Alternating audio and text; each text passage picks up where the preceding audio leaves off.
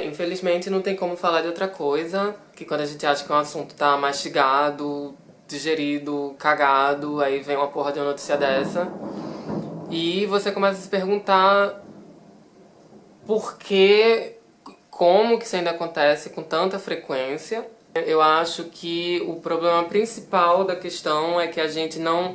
É que isso não é tematizado estupro, né? Pra quem não sabe do que eu tô falando. Eu acho que homens ainda não...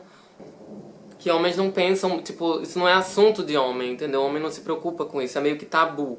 Eu tenho a impressão, né, que tipo, que os homens meio que se dividem muito claramente entre os, né, os que estupram em si e os outros que acham que estupram é uma atrocidade e que não são estupradores. E aí normalmente eles não, seja por uma vontade de não querer se meter onde não é chamado, entendeu? Ou de não falar do que ele não entende muito, ou seja, por preguiça mesmo, acha que por eles não cometerem essa ação, eles não têm nada a ver com isso. Só que, infelizmente, eu acho que tem, porque, tipo, se...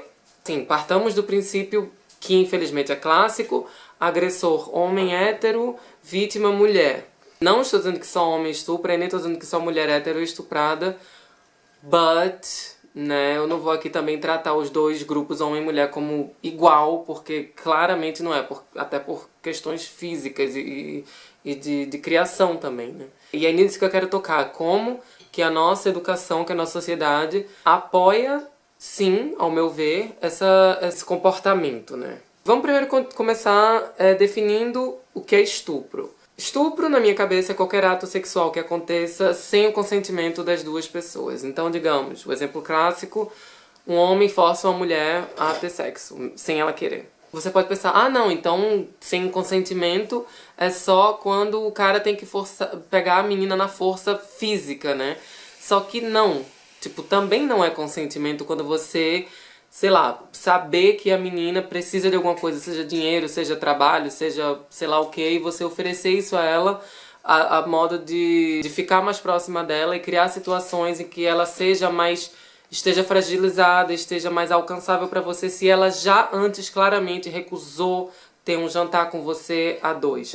Não é consentimento se você, depois de uma menina igualmente ter dito não pra você uma ou duas ou 20 vezes, esperar ela ficar bêbada, louca e levar ela meio que sem querer, querendo e aconteceu. Não é consentimento você ficar segurando a sua rola dura na cara dela e sabendo que ela é afim de você, mas já ter dito não, que naquela noite ela não queria transar com você, dizendo que você vai passar mal, ou que não pode sair, ou que vai procurar uma prostituta, ou que, enfim, que não vai conseguir dormir, que se ela não transar com você, você nunca mais vai falar com ela. Tudo isso, apesar de, no final, a mulher talvez acabe cedendo, na minha cabeça não é consentimento, entendeu? Pressão não é só não é só força física. Mas aí você ainda pode ser um cara que, tipo, fale, não, mas eu nunca, eu nem uso força física, nem chantagio ninguém, nem, tipo assim, não tento conquistar ninguém por meios meio questionáveis. Eu não tenho nada a ver com isso. Só que se uma mulher que claramente, verbalmente e fisicamente rejeita o ato sexual e mesmo assim não consegue a ponto que ela realmente é estuprada, então quem que vai conseguir impedir esse cara de estuprar alguém?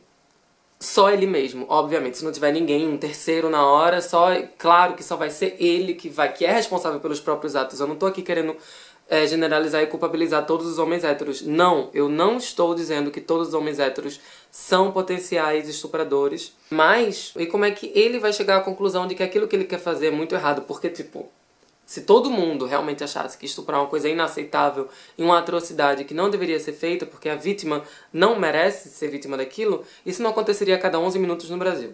Então, é que o cara, né, um cara normal, porque tem isso também, eu não acho que estupradores nesse número, entendeu? Nessa quantidade de cidadãos sejam pessoas que estejam psicologicamente perturbadas, que são pessoas normais, como é que um cara saudável, normal, vai chegar à conclusão de que realmente aquilo não dá pra fazer porque não merece. Porque assim, um cara não vai chegar numa roda de amigos e dizer, galera, eu quero estuprar ali e já volto. Realmente, se ele falasse isso, provavelmente, eu espero, teriam a maioria dos amigos dele se posicionariam contra.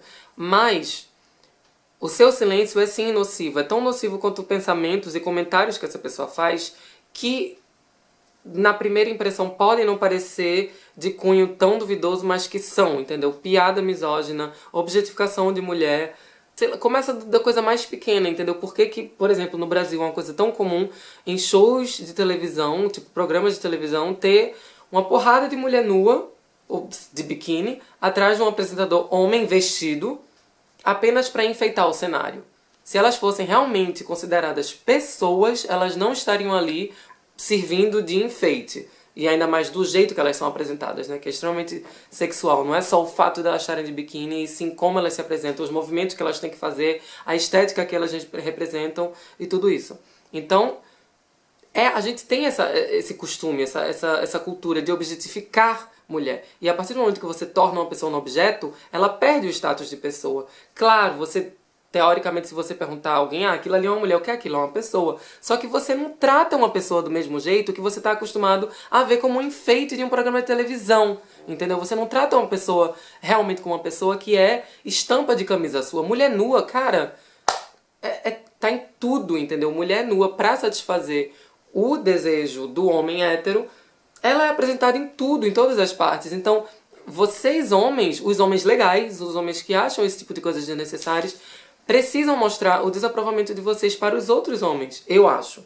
Porque se você ficar ali na sua... Não, eu não tô fazendo nada, tipo, não tem nada a ver com isso. Se eu tivesse um programa de televisão, o meu programa não seria assim. Mas, tipo, se você continua consumindo, ou se você fica calado, ou até ri de um amigo seu que fala alguma coisa, ou que faz algo que seja relacionado a isso, você tá deixando passar. E numa situação de opressão, infelizmente deixar passar é estar do lado do opressor. Como é que você ativamente poderia se posicionar contra isso sem ser um cara politizado? Tem um exemplo perfeito. Uma vez estava eu e 3 meninos que eu mal conhecia na minha casa, depois de balada e tal, a gente tava tipo ouvindo música, descansando. 3 meninos que não moram em Berlim e eu não conhecia direito. John, Matt e Brian. E aí Brian tava falando que tava trabalhando muito ultimamente e tal, e tava juntando dinheiro pra ir pra Tailândia, e que ele tava muito feliz que ia pra lá, que ele ia comer muita comida gostosa, tal, não sei o que ele tava muito feliz, que as férias iam ser legais. E daqui a pouco ele falou, e eu vou ter que apoiar a economia local, né, e eu vou ter que pagar umas prostitutas, aí eu vou ter que pagar umas prostitutas. E aí daqui a pouco ele falou, não, na real eu tava só brincando, porque, né, eu tenho muito amor à minha saúde, eu não quero pegar uma doença.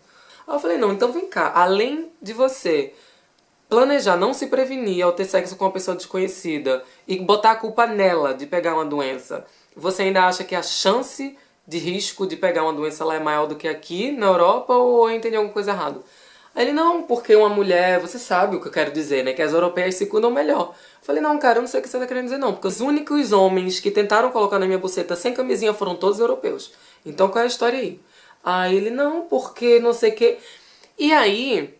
Naquela confusão e naquele meu desespero, sem querer brigar com o cara porque ele era amigo dos meninos que estavam ali e eu não queria dar uma de louca. Tem isso também, nenhuma mulher quer ser a louca da situação, entendeu? Nenhuma mulher, apesar... Porque a gente já escuta todo dia que se a gente reclamar de qualquer coisa é mimimi, que é falta de rola, que é isso, que é aquilo, mas a gente ainda quer que o cara entenda alguma coisa. É uma situação muito difícil, entendeu? Pra uma mulher tá falando com um cara machista. John chega e nos interrompe e fala, cara, cala sua boca, você tá na casa de uma mulher, respeita ela. Aí ele falou, não, mas ela é uma mulher legal, ela tava com a gente, bebendo ali e tal, não sei o que, ela é tranquila, eu acho que eu posso falar tudo que eu quiser. Ele falou, sim, mas isso não dá direito a você de falar merda misógina. Não é à toa que eu me apaixonei por John naquele 19 de dezembro de 2015. Mas... E pode ser que John tenha falado aquilo realmente só pra me impressionar, porque ele também tava gostando de mim. Mas, e também na real não é só pra, né, porque segundo John era pra ele não falar aquilo porque tava na frente de uma mulher.